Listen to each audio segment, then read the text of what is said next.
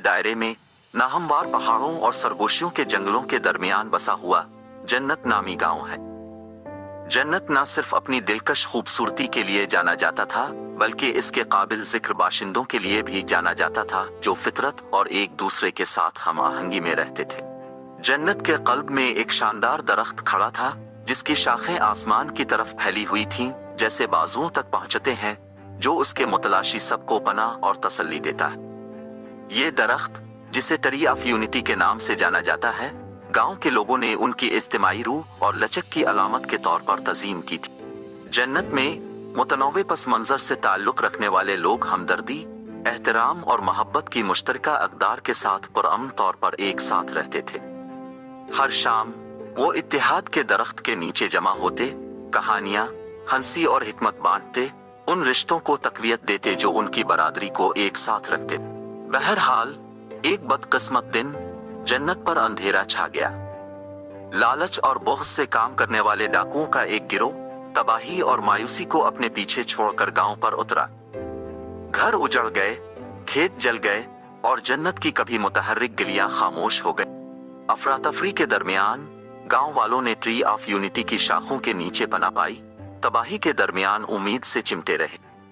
वो जानते थे कि उनकी बका का वाहिद मौका इत्तेहाद और लचक में है, वही अक़दार जिन्होंने नस्लों से उनकी बरादरी की तारीफ की।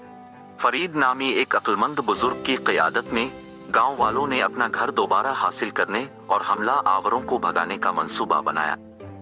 उनके दिलों में हिम्मत और उनकी आंखों में अज़्म के साथ उन्होंने जन्नत को दोबारा बनाना शुरू किया, पहले से ज्यादा मजबूत और ज्यादा लचकदार। जैसे जैसे दिन हफ्तों में और हफ्ते महीनों में बदलते गए, गांव वालों ने अनथक मेहनत की, हर एक अपने हमसाया का हाथ बटाकर अपने मकसद में मुत्तहिद हो गया।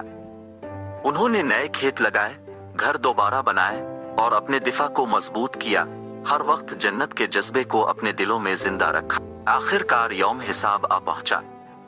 लूट मार करने वाले जन्नत को कमजोर और कमजोर पाए जाने की उम्मीद में वापस आए।